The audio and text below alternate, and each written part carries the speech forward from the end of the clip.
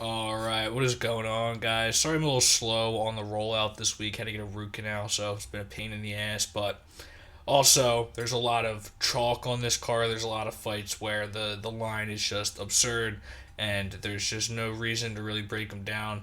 Especially Bo Nickel versus Jamie Pickett. I mean, what am I going to say in a video that isn't going to be said anywhere else? But this is a really fun matchup that could go either way between two high level ranked lightweights, Jalin Turner and Mateusz Gamrot. Turner's going to have a huge reach advantage of about 5 inches. He typically does in this weight class, and he's also significantly taller. Gamrot training out of American Top Team, but I guess I will start with Jalin Turner really stringing it all together in his most recent fights. And, his overall body of work in the UFC looks really strong in hindsight because he comes on the Contender Series and he loses to Vicente Luque. That was before Vicente Luque really went on a roll himself. I mean, he was always solid, but he was kind of seen as like a middling guy for a while. But then he really strung it together and went over Callum Potter, lost to Matt Frivola, which is also a quality opponent. Ended up getting controlled in the grappling, and the win over Joshua Kulabau, that is a win that definitely ages really well. But I've been very impressed with Jalin Turner, especially over these last 3 fights. You look at that Brock Weaver win. Brock Weaver was not UFC caliber. He got that one done fairly easily. But, Uros Medic, solid opponent. He was never in trouble in that one. Stung him on the feet, controlled him on the ground. And once he landed that full extension left, which is his best weapon, or, it's hard to say that because he has a lot of good weapons on the feet. But, he lands that left from southpaw one time, and Medic is hurt. Follows it up with really nice shots to the body that also hurt. You get the point. This guy has big time power, and he's got good submission game too because he's got the long limbs for the weight class and the big reach advantage. And against Jamie Mullarkey, we know Jamie Mullarkey gets hurt, but he can also take a lot of damage. Took a lot of punishment from Turner in that one. Was able to get the takedown at the end of the first round and control him. Didn't land a ton of meaningful offense, but he did control him. But then again, Turner finds that left, or it was a right hook, it says here, but I thought it was left. Anyway, he hurts him bad, and he just folds. He took a lot of punishment before that. And against Brad Riddell, again, only needed like 2 really good shots to stun Riddell and follows it up with the guillotine. So, Jalin Turner, the power is big time. He's big for the weight class, and he fights well at range.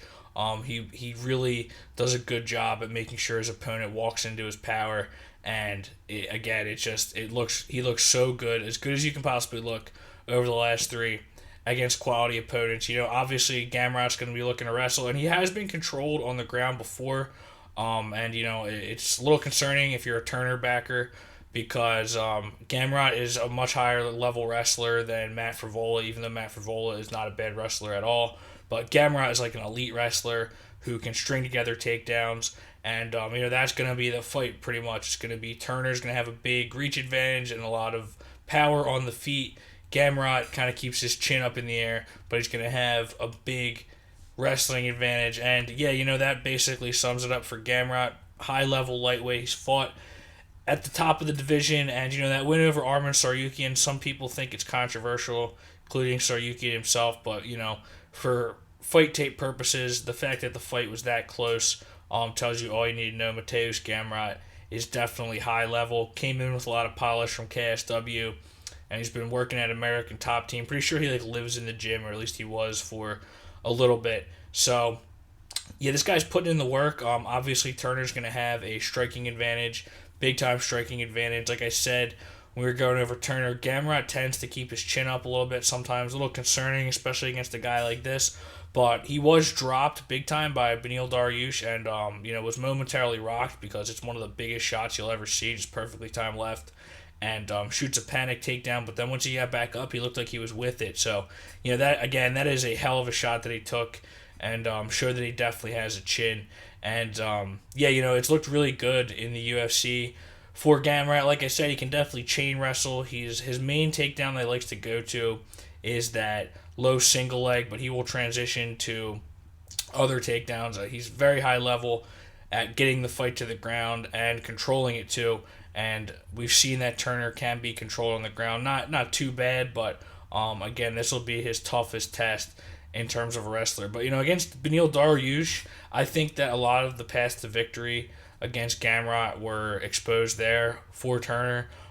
Turner does have good knees, and Dariush was able to really, really make him pay for these takedown attempts in the second round. He ate a lot of knees on entry, and good poker face, but the volume of takedowns was nowhere near what it was in round one, where he strung together like 5 or 6 takedowns, landed about 3 or 4 of them. But he really did have to think twice about these takedowns because of those big knees from Dariush. So if they're watching the tape, Turner's team, those knees are going to be a big factor because that is kind of what turned the tide in that fight. And we look at the odds here. Gamrot is a -215 favorite. Money has trickled in on him. He was about -190 a few days ago. And I agree with that. I think we're going to see Gamrot shoot right away and get a low single leg and just control Turner. It's all going to be about the get-ups for Turner, but again, I think it is a high-level wrestler. I think he's going to be able to get him to the ground very quickly and control him there, and that's going to take away from Turner's power. But, again, Turner's going to have a massive reach advantage, and he's going to have a massive advantage on the feet. I think his power is for real, and this is a huge proving fight for him. If he gets this one done against Gamrot, sky's the limit for him, really, because of all the size he has at this division. But I think that Gamrot is going to be able to find these low single legs. I think that it works perfectly for him, that's his favorite takedown, because against a taller fighter like Turner, it might be tougher to keep his balance if he's going for that type of takedown.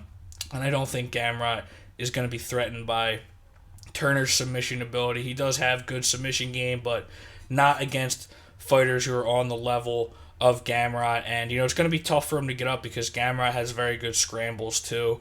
So I just see this being a tricky fight for Jalin Turner. But, it's a little bit pricey if you're on Gamrot. I think that Turner definitely deserves his respect. And there are the paths to victory there. If he wins, I think those knees that we saw Dariush employ against Gamrot are going to come in very handy. And we've seen that his past few opponents who are all quality can't even stand up to 1 or 2 power shots from him. So he might only need one. But yeah, I don't know. It's tough for me to decide what I want to do with this card. This whole card is chalky. I might end up not making that many bets. But thanks for watching, guys. Share, subscribe, and take it easy.